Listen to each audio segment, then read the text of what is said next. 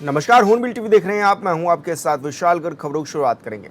Glacier झीलों पर धामी सरकार का बड़ा फैसला। ग्लेशियर झीलों में बढ़ते खतरे को देखते हुए सुरक्षा व्यवस्था होगी मजबूत। संवेदनशील ग्लेशियर झीलों का भी होगा व्यापक सर्वे। वैज्ञानिक अध्ययन और नियमित आकलन के निर्देश भी दिए गए हैं। संवेदनशील क्षेत्रों में बढ़ाए जाएंगे अर्ली वार्निंग सिस्टम। जलस्तर और झीलों के आकार में बदलाव की भी निगरानी होगी। सीएम धामी ने आपदा प्रबंधन विभाग को दिए दिशा निर्देश। ये बड़ी खबर आप तक पहुंचा रहे हैं, जहां पर मुख्यमंत्री पुष्कर सिंह धामी की ओर से ये दिशा निर्देश भी दिए गए। वैज्ञानिक अध्ययन और नियमित आकलन के निर्देश दिए गए हैं। तो वहीं संवेदनशील क्षेत्रों में बढ़ाए जाएंगे अर्ली वार्निंग सिस्टम। ये बड़ी खबर आप तक पहुंचा रहे हैं। जलस्तर और झीलों के आकार में बदलाव की निगरानी की जाएगी। तो वहीं सीएम धामी ने आपदा प्रबंधन विभाग को दिशा निर्देश भी दे दिए हैं। और संवाददाता आयुष हमारे साथ फोन लाइन पर जुड़ गए हैं। आयुष, क्या कुछ जानकारी मिल रही है, किस तरह के दिशा निर्देश धामी की ओर से दिए गए हैं?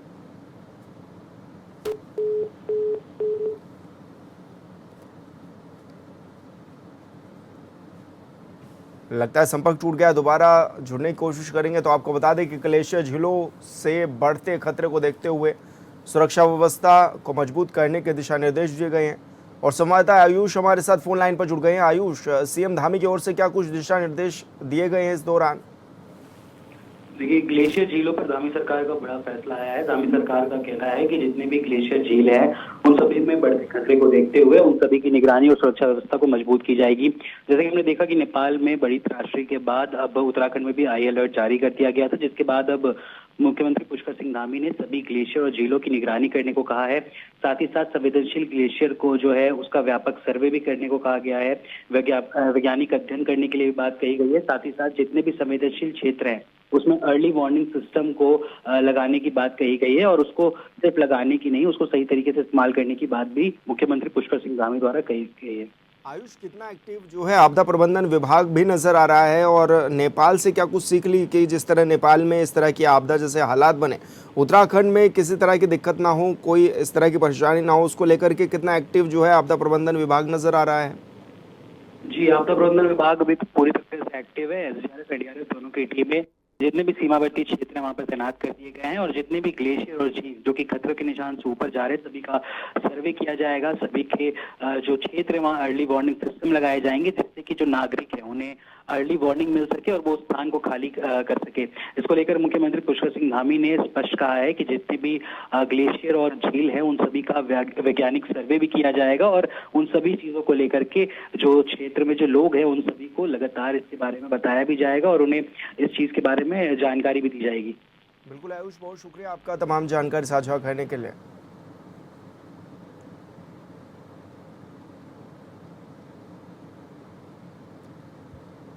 भाई बहन के अटूट प्रेम, स्नेह, विश्वास और सुरक्षा के संकल्प का प्रतीक रक्षाबंधन पर्व पूरे देश और उत्तराखंड में धूमधाम से मनाया जा रहा है। श्रावण पूर्णिमा पर यह त्यौहार पारंपरिक रिश्तों को मजबूत करने और सांस्कृतिक परंपराओं को जीवित रखने का अवसर है। उत्तराखंड के मुख्यमंत्री पुष्कर सिंह धामी ने प्रदेशवासियों को हार्दिक बधाई, शुभकामनाएं दी हैं। उन्होंने एक्स पर लिखा है कि समस्त प्रदेशवासियों को भाई बहन के अटूट प्रेम, विश्वास और स्नेह को समर्पित रक्षाबंधन पर्व की बधाई। नमस्कार, आप सभी को भाई बहन के स्नेह, विश्वास और आपसी समर्पण के प्रतीक पावन पर्व रक्षाबंधन की हार्दिक शुभकामनाएं। हमारी सरकार प्रदेश की माताओं बहनों के कल्याण, सम्मान और सशक्तिकरण के लिए निरंतर काम कर रही है। हर वर्ष की तरह इस वर्ष भी रक्षाबंधन के शुभ अवसर पर उत्तराखंड परिवहन निगम की बसों में राज्य की माताओं और बहनों के लिए 28-29 अगस्त 2 दिनों के लिए निशुल्क बस सुविधा उपलब्ध कराई जा रही है। आइए इस अवसर पर हम संकल्प लें कि समाज में महिलाओं के लिए सुरक्षित, सम्मानजनक और समान अवसरों से युक्त वातावरण बनाने में अपना अमूल्य योगदान देंगे। ईश्वर से कामना है कि प्रेम और भाईचारे का यह पर्व सभी के जीवन में सुख, समृद्धि और खुशियां लेकर आए। एक बार पुनः रक्षाबंधन की हार्दिक शुभकामनाएं। जय देवभूमि उत्तराखंड।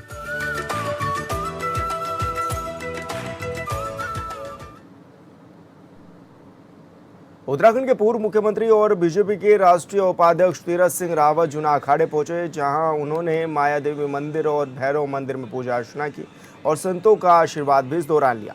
अखिल भारतीय अखाड़ा परिषद के अध्यक्ष महंत रविंद्रपुरी और महामंत्री महंत हरिगिरी महाराज समेत संतों ने उन्हें आशीर्वाद भी प्रदान किया। इस दौरान तीरथ सिंह रावत ने नेपाल में आई आपदा पर चिंता जताते हुए कहा कि प्रधानमंत्री मोदी के नेतृत्व में भारत सरकार नेपाल को हर संभव मदद प्रदान कर रही है। पूर्व में भी जब नेपाल में आपदा आई थी तो सबसे पहले भारत ने ही नेपाल को मदद दी थी। वंदे मातरम पर पूछे गए एक सवाल में के जवाब में उन्होंने कहा है कि संत महात्मा जो भजन किया करते थे, आज वो भी वंदे मातरम का गीत बड़े गर्व से गा रहे हैं।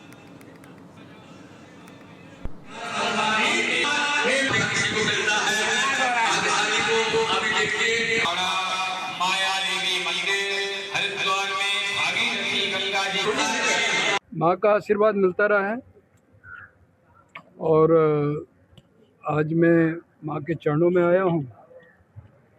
अपने श्रद्धेय रविंद्रगिरी महाराज जी अध्यक्ष सचिव परम श्रद्धेय हरिगिरी महाराज जी के सानिध्य में उनके आशीर्वाद लेकर के, माँ का आशीर्वाद लेकर के पूरे देश समाज के दुख सुख पूरी तरह से उसमें माँ अपना आशीर्वाद दे और आने वाला 2027 जिन प्रदेशों हमारा चुना है, उत्तराखंड भी उसमें है, उसमें हम सफलता हासिल करें और सर्व समाज की चिंता करते हुए सबके दुखों को माँ दूर करे, ऐसा मेरी माँ से प्रार्थना है, माँ से विनती है कि आशीर्वाद मिले। ऐसा कि हृदय से कोई घर का सदस्य कोई उच्च पद पे जाता है तो इससे बड़ी खुशी क्या होता है? नहीं, हृदय तो आशीर्वाद से पुन पुन जितने भी उत्तराखंड के पर्वत हैं, जितने भी यहाँ के ऋषि महर्षि देवी देवताएं समस्त को सारे ब्रह्मांड को आशीर्वाद देते। आप ये समझिए जो उस आसीन पे है और वो यहाँ पे वरदान लिए, चाहे ज्योतिया हो चाहे वो मानधाता हो, ऐसा कोई नहीं है जो उत्तराखंड में आशीर्वाद के लिए हमेशा कक्षाएं थी। लंसडाउन से बीजेपी विधायक महंत दिलीप रावत ने आपदा प्रबंधन को लेकर सरकार के इंतजामों की तारीफ की है। उन्होंने कहा कि उत्तराखंड वैसे भी संवेदनशील प्रदेश है, यहाँ आपदा का खतरा हमेशा बना रहता है, लेकिन भगवान की कृपा से अभी तक क्षेत्र में कोई बड़ी दुर्घटना नहीं हुई है।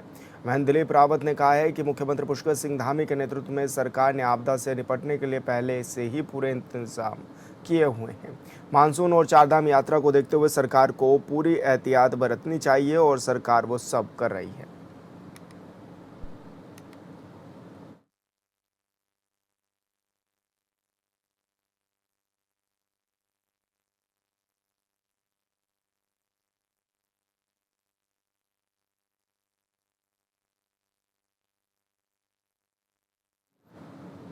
तो बीजेपी विधायक ने इस दौरान तारीफ भी की और बताया भी कि किस तरह के कार्य किए गए हैं। संवेदनशील प्रदेश है उत्तराखंड, आपदा का अक्सर यहाँ पर खतरा बना रहता है और आपदा से निपटने के लिए पहले से ही पूरे पुख्ता इंतजाम किए हुए हैं। विधायक की ओर से बयान भी सामने आया है। सरकार के इंतजामों की तारीफ इस दौरान विधायक दिलीप रावत ने की है।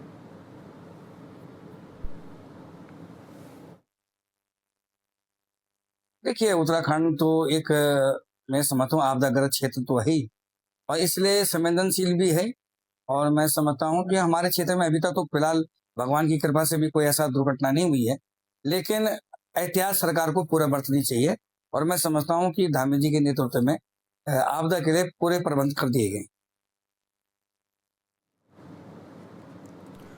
डिजिटल दौर में बढ़ते साइबर अपराधों को लेकर उत्तराखंड पुलिस ने स्कूली छात्रों को जागरूक करने की पहल शुरू कर दी है। गुरुवार को आयोजित राज्यव्यापी वर्चुअल साइबर जागरूकता कार्यक्रम में प्रदेश के 1100 से अधिक राजकीय स्कूलों के करीब 1.75 लाख छात्र छात्राएं जुड़े।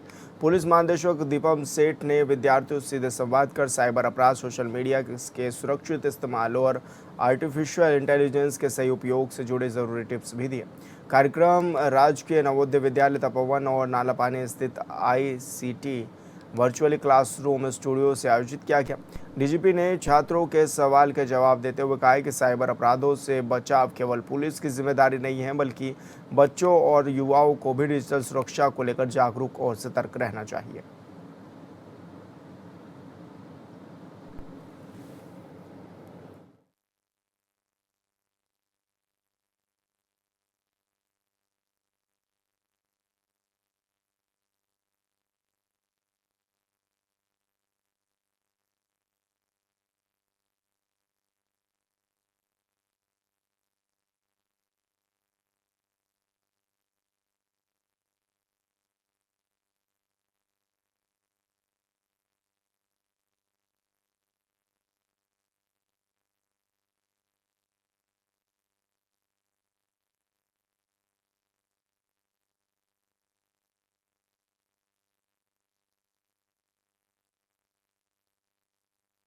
को डिजिटल सुरक्षा को लेकर इस दौरान जागरूक किया गया है। उत्तराखंड के डीजीपी दीपम सेठ ने छात्रों को जागरूक किया। उत्तराखंड में 1.75 लाख छात्रों की सुरक्षा को लेकर संदेश भी दिया गया है।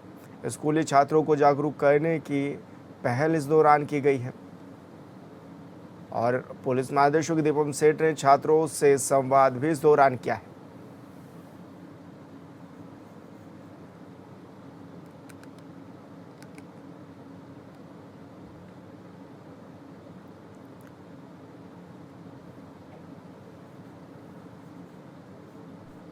नेपाल में विनाशकारी सैलाब से सैकड़ों लोगों की मौत हो गई।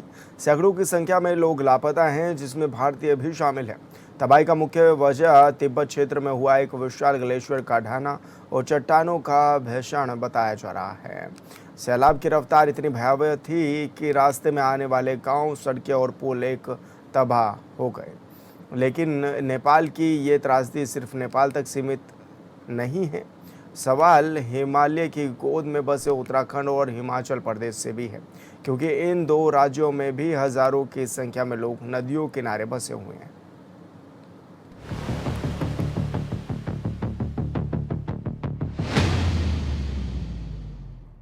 नेपाल में ग्लेशियर टूटने के बाद आई विनाशकारी बाढ़ ने पूरे हिमालय क्षेत्र को एक बार फिर चेतावनी दे दी है। 26 अगस्त को नेपाल तिब्बत सीमा पर ग्लेशियर के हिस्से के ढहने से अचानक तेज बहाव आया, जिसमें बड़ी संख्या में लोगों की मौत हुई और सैकड़ों लोग लापता है। लेकिन सवाल सिर्फ नेपाल का नहीं है, सवाल उत्तराखंड और हिमाचल का भी है। जिस हिमालय क्षेत्र में नेपाल है, उसी हिमालय का हिस्सा उत्तराखंड और हिमाचल भी है। यहाँ भी नदियों के किनारे बस्तियां हैं, सड़कें हैं, होटल हैं और बड़े बड़े निर्माण हैं। ऐसे में अगर किसी दिन नेपाल जैसी तेज फ्लैश फ्लड उत्तराखंड और हिमालय की किसी नदी में आई तो नुकसान का अंदाजा लगाना भी मुश्किल होगा। जब वार्मिंग हो रही है तो प्रेसिपिटेशन पैटर्न भी चेंज हो रहा है, यानी स्नोफॉल का जो रीजन है, वो स्नोफॉल का जो एरिया है वो श्रिंक हो रहा है और रेनफॉल का एरिया एक्सपेंड हो रहा है। इसकी वजह से क्या हो रहा है कि हाई एल्टीट्यूड रीजन में रेनफॉल का पैटर्न यानी ड्रिजिंग से टोरेंशियल रेन में कन्वर्ट हो रहा है, जो उस वेलनरेबल वीक जोन को लैंडस्लाइड हो रहा है, या कोई आइस मेल्ट फास्ट हो रहा है, या कोई हैंगिंग आइस है वो टूट के नीचे गिर रही है। तो इस तरह की घटनाएं जो है विगत एक दशक से बढ़ी है। और यही एग्जाम्पल जो है केदारनाथ का भी, नेपाल का भी है, जो हमारे केदारनाथ, धराली और अलग बहुत सारे जो है ऋषिगंगा जैसे थे, तो सेम एग्जाम्पल वहां पे भी है।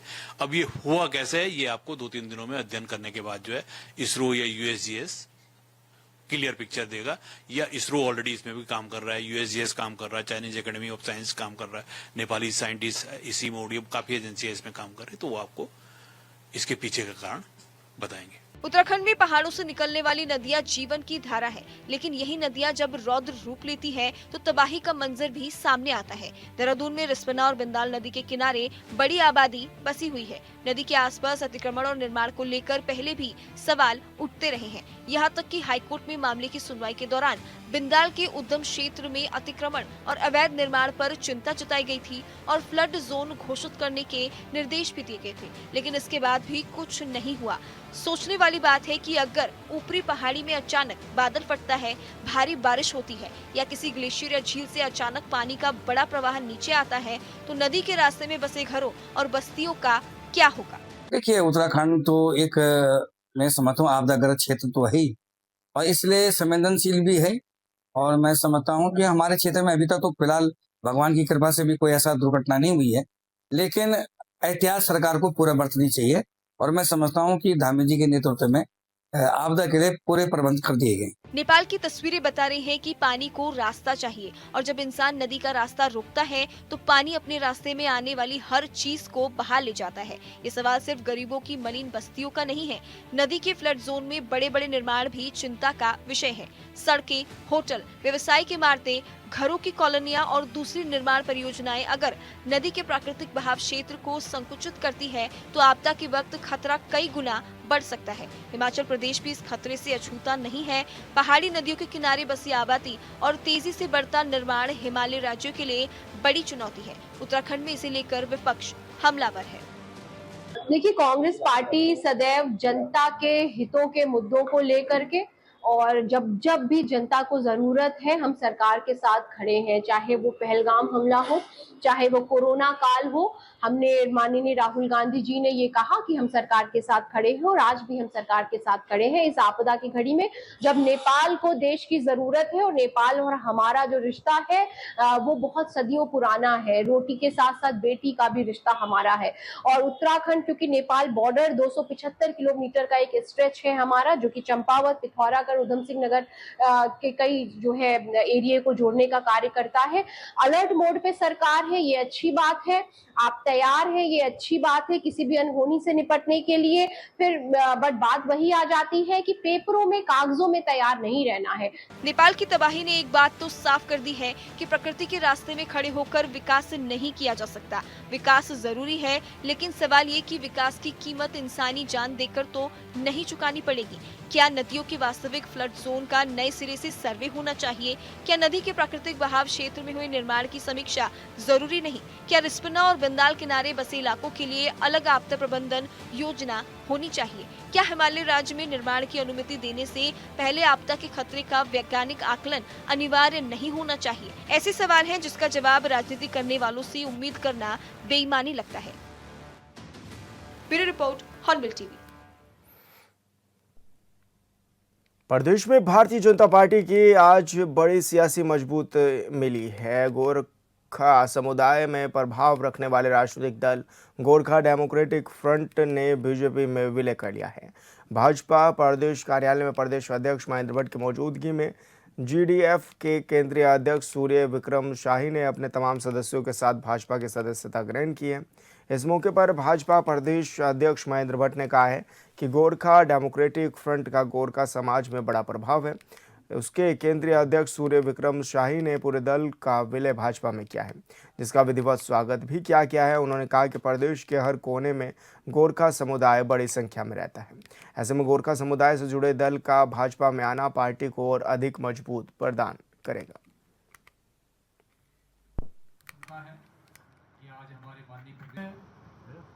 उत्तराखंड का राजनीतिक दल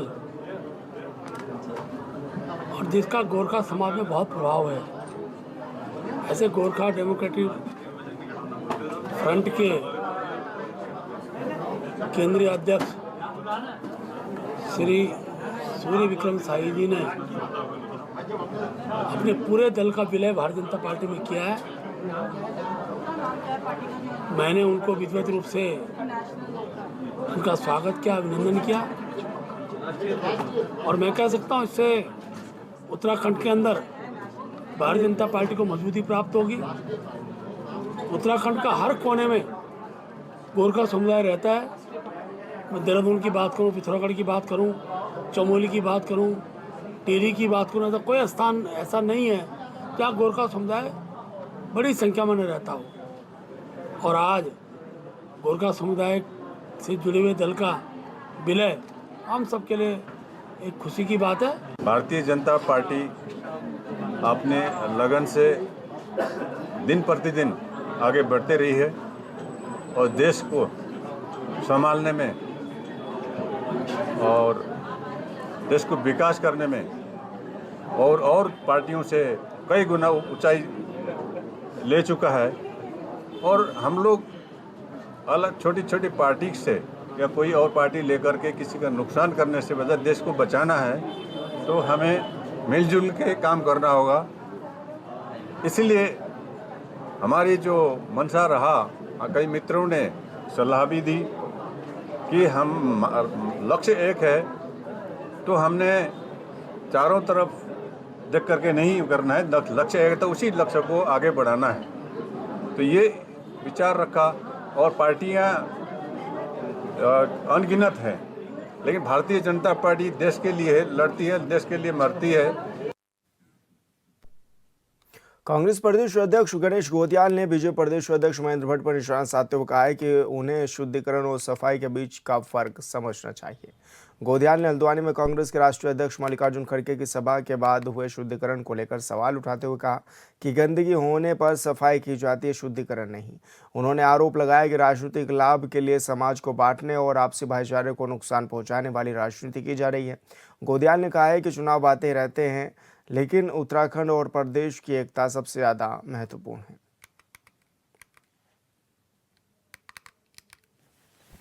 भारतीय जनता पार्टी के प्रदेश अध्यक्ष महेंद्र भट्ट जी का एक बार फिर ये बयान सामने आया है, जिसमें वो हल्द्वानी में खड़गे जी के सभा स्थल के बाद उस स्थान के शुद्धिकरण को न्यायोचित ठहरा रहे हैं। वैसे तो भारतीय जनता पार्टी के अध्यक्ष जी के बयान पर प्रतिक्रिया देना मैं उचित नहीं समझता, उनके बयान प्रतिक्रिया देने लायक ही नहीं होते हैं, लेकिन चूंकि वो भारतीय जनता पार्टी के अध्यक्ष हैं तो ये माना जाना चाहिए कि बार बार वो इस बात को कह रहे हैं कि वहां पर शुद्धिकरण उचित किया गया, तो ये माना जाना चाहिए कि ये भारतीय जनता पार्टी के जानबूझकर दिए गए उनकी नीति को दर्शाता है और जानबूझकर। उत्तराखंड में मतदाता सूची के विशेष गहन पुनरीक्षण SIR को लेकर कांग्रेस ने गंभीर सवाल उठाए। प्रदेश कांग्रेस के वरिष्ठ उपाध्यक्ष और AICC सदस्य सूर्यकांत धस्माना ने आरोप लगाया कि इस प्रक्रिया के दौरान मुस्लिम मतदाताओं के नाम हटाने की कोशिश की जा रही है। धस्माना ने मुख्य निर्वाचन अधिकारी को ज्ञापन सौंपकर निष्पक्ष जांच और तत्काल हस्तक्षेप करने की भी मांग की है।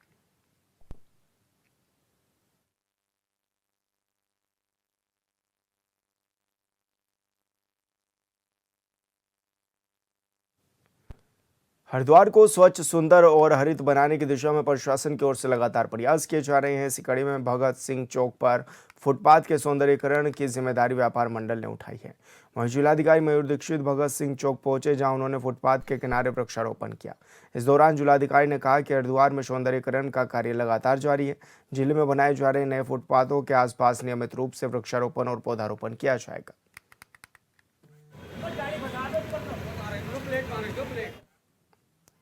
और फिलहाल इस बुलेटिन में मेरे साथ इतना ही। आप देखते रहिए हॉर्नबिल टीवी। नमस्कार।